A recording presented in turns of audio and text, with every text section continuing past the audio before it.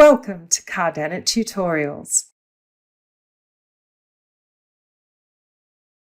In today's tutorial, we'll look at how you can select multiple elements in a diagram so that you can move, customize, or copy them in one go without having to do one element at a time. The rectangular selection tool lets you select multiple elements in the diagram.